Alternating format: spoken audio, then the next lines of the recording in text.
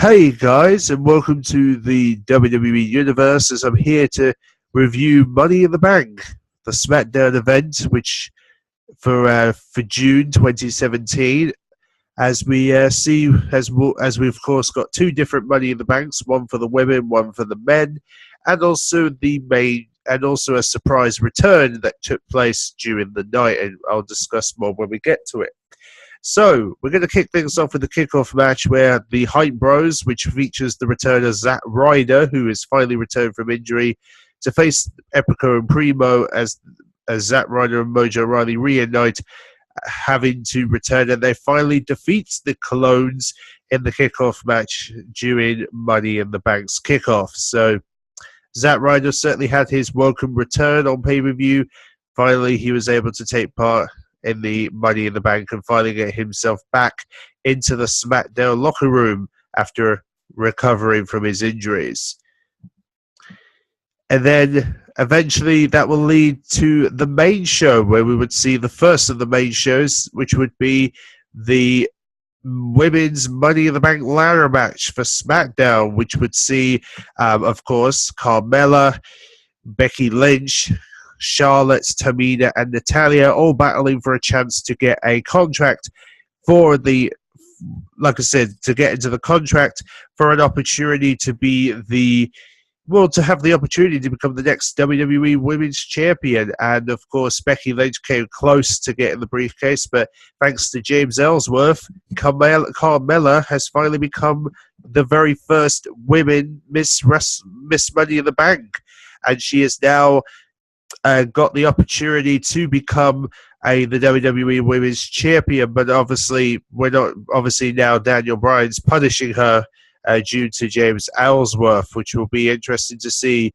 how they'll get punished, whether it's in the form of a match. But either way, I think she'll definitely hold the briefcase, even within the outcome of whatever the punishment is, because I mean, come on, let's face it, Carmella's pretty much in line for a championship match moving forward. I can definitely expect that from her. And then we come to the SmackDown Tag Team Titles match, where the New Day will finally debut on the SmackDown pay-per-view side, because obviously the last time they were on pay-per-view, they were the host of WrestleMania for Monday Night when they were a member of Raw, but now they're a member of SmackDown, so this is their first pay-per-view as part of that team, part of the Blue brand, and they faced the Usos, but unfortunately, though, they won by countout. Therefore, the Usos remain still your SmackDown Tag Team Champions. So the New Day came very, very up short on getting the SmackDown Tag titles, and didn't really work out for SmackDown, unfortunately, for New Day, should I say. And then gradually we come to this next bit, which was probably another highlight of a shocker, or perhaps a surprise for many people, is the fact that Maria, who we haven't seen for quite some time, has actually returned this time, introducing a new person to the team, which is, of course, Mike, her husband, who has finally joined WWE. This is his first time as part of the brand, and it was kind of a bit of a unique surprise that it took her 7 years to search for the perfect partner, and now they've united on the Blue brand, and they proclaim it's time to teach SmackDown Live about the power of love, they claim. So, interesting. Not sure what Maria and Mike are going to do in terms of SmackDown, but yeah, it's going to be interesting. It's going to be interesting to see where things go from here, I would say. But then we come to the SmackDown Women's title match, where the first time we see Lana actually compete on pay-per-view, which is about time, to say for the least, because Lana has been pretty much the sidekick for Rusev for the last couple of years. So it's about time they finally set the tone for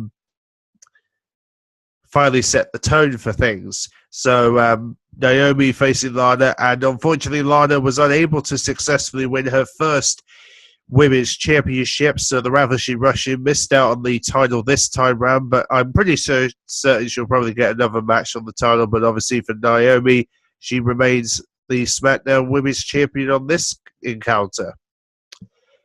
But then we come to the Then the next match is, of course, is the WWE title match, a rematch from the Backlash, which will be Jinder Mahal, the new champion, the current champion on SmackDown, facing off against former champ Randy Orton.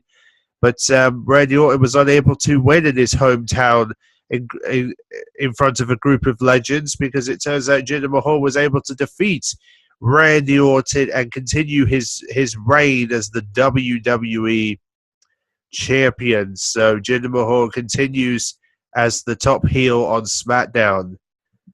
And then we would have a bonus match that came into the mix, where we would see the Ascension face Breezango, and Breezango obviously picked up a win. And it's, like I said, it was one of those add-on matches, so that's why we just wanted to skip this one as quickly as possible. But yep, Breezango come out on top on the Ascension.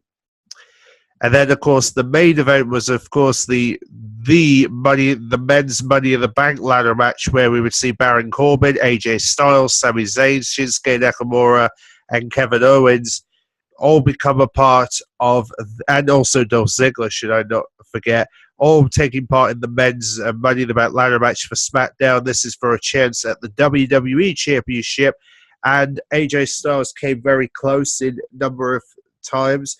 But obviously, he came up. He got attacked by Baron Corbin, who finally successfully, for the first time in his career, he finally wins Money in the Bank, which means he now has a potential opportunity to cash that briefcase in to take Jinder Mahal's WWE Championship at some point, whenever he feels is the right time. And trust me, when the time is right for Baron Corbin, he'll certainly win that championship. We have no doubt that Baron Corbin will be WWE champion when the time is right. So yeah, Baron Corbin's the new WWE is going to be the new WWE champion in the coming months, which will be interesting to see when that will take place. Obviously, it hasn't been determined yet, but he'll find the time and he'll know when it will be. So Baron Corbin, your 2017 Money in the Bank contract winner for the main Money in the Bank match.